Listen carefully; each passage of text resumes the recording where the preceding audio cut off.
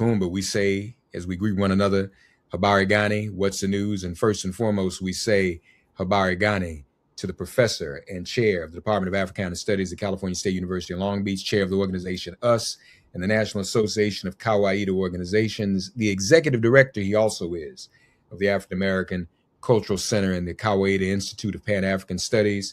He's also the co-chair of the Black Community Clergy and Labor Alliance and the author of numerous scholarly articles and books, including one, Kawaida and Questions of Life and Struggle, two, Ma'at, the Moral Ideal in Ancient Egypt, also Selections from the Hosea, Sacred Wisdom of Ancient Egypt, Introduction to Black Studies, of course, is now in its 4th edition, and Oduifa, The Ethical Teachings.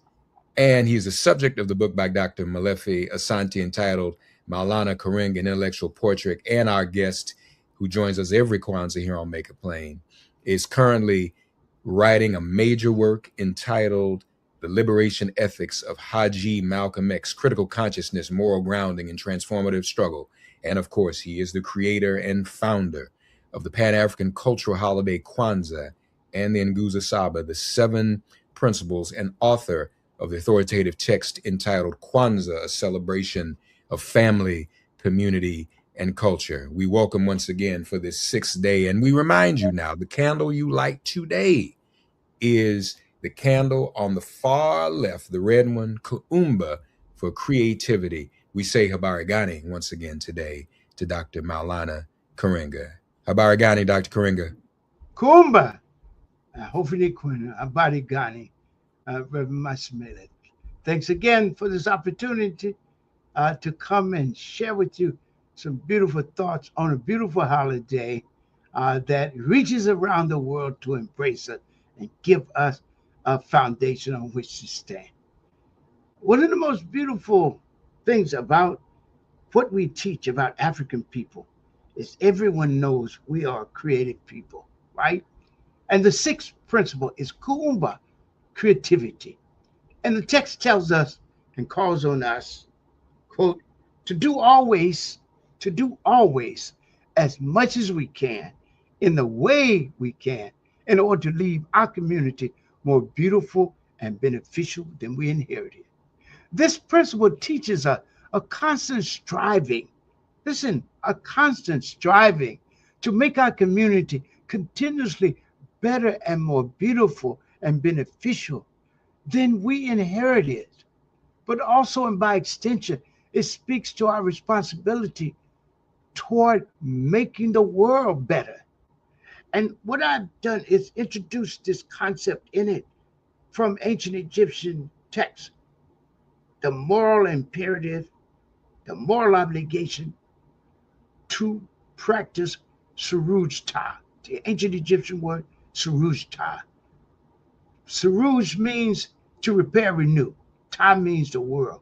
So Suruj Ta means to constantly repair, renew, and remake the world, making it more beautiful and beneficial than we inherited. And so that's how we are created. We do good for the world. Remember, I told you, whatever profession you're in, you ask yourself, how can I do the best for our world, right? And that means having an expansive conception of ourselves. That's why on the last day of Kwanzaa, called the Day of Meditation, Siku Yatamule, we ask people to sit down, right, and measure yourself in the mirror of the best of our culture and history and ask, where do we stand? And we do that by raising and answering 3 questions. First, who am I? Second, am I really who I am? Third, am I all I ought to be? Who am I in history? Who am I in history and culture? Who am I among the peoples of the world? So we're African people, right? That identity gives us a purpose. Our culture gives us identity, purpose, and direction at a very basic level. Tells us who we are, what we are to do, and then how we're to do it. And this says we're African. We're chosen to bring good into the world. We must always do as much as we can in the way we can in order to leave our community more beautiful and beneficial than we inherited. Now, remember now, we're an African people and we're a world people. You know, in Swahili, we have two words for people. One, watu, human being. The second one, walimwengu, world being. So we're always talking not only as Africans, but as world beings, constantly concerned with the well-being of the world and all of it. Constantly concerned with doing good, leaving our community, which means not only our ethnic or peoplehood community, right? Our peoplehood community, African, but also our world community, the world itself and all in it. Leaving it how? More beautiful and beneficial than we inherited. Adding something to people's lives, adding something to the world, leaving a beautiful trace so that people can remember you and honor you. It is a teaching of our ancestors that to do what is of value is forever. People called forth by their work do not die, for their name is raised and remembered because of it.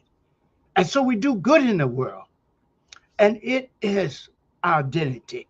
It is our purpose. It is our direction we should go. And so we do good in the world. And the ancestors, as I said earlier this week, that we do good because in doing good, we're not only doing good for ourselves, we're doing it, no, in doing good, we not only do it for others, we're also doing it for ourselves. In other words, the good we do in the world for others, we're also doing it for ourselves because we're building the good world we all want and deserve to live in. Also, the sacred texts of our ancestors say, those who do good do it for themselves, but those who do evil do it to themselves. Again, those who do good do it for themselves, and those who do evil do it to themselves.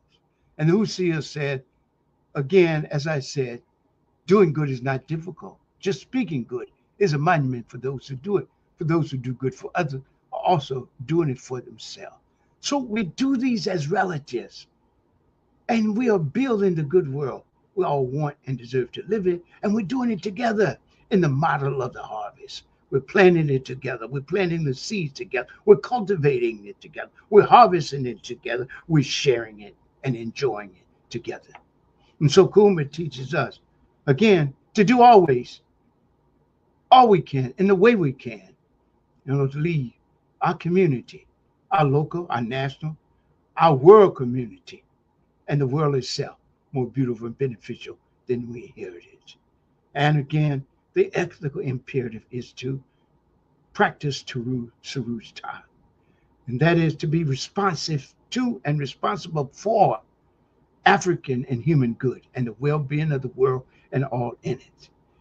And to put this in context, it is about our relationships with each other and others, but also our relationship with the world. So it's a social responsibility and at the same time, an environmental responsibility. It's a Suruj Ta, right? To repair, right? Renew and remake the world, making it more beautiful and beneficial than we inherited. And that means to raise up what is in ruins. Think about it in terms of our relationship with each other and the world. To raise up what is in ruins, to repair what is damaged, to rejoin what is severed or divided, to replenish what is depleted or diminished, to set right what is wrong, to strengthen what is weakened, and to make flourish that which is fragile and undeveloped. So this is a time, Kwanzaa reminds you, rebuild your relationships, repair your relationships, right? Repair what is damaged, raise up what is in ruins, repair what is damaged, rejoin what is divided, right? Replenish what is depleted, right? Set right what is wrong, come to terms, reconcile, right? Strengthen what is weakened, raise up those that need help, help those, reinforce them, reaffirm them in their beauty, in their beauty, in their goodness, in their sacredness, in their soulfulness, and then struggle and strive to make flourish that which is fragile and undeveloped. And that's why we go right back again to measure the moral quality of any society by how it treats its most vulnerable, the fragile, and the undeveloped. Let them all flourish. Let us all flourish. Let the people flourish. Let the fields and forests flourish. Let the rivers and seas flourish.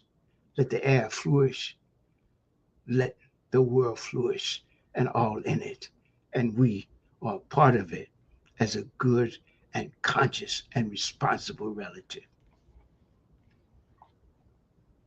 Ashe, Kuumba, creativity, mamas and babas, sisters and brothers, to do always as much as we can in the way we can in order to leave our community more beautiful and more beneficial than we inherited. We have the ability to do that, all of us, and we must believe in that. We invite you, as always, to go to officialkwanzaawebsite.org to find out more.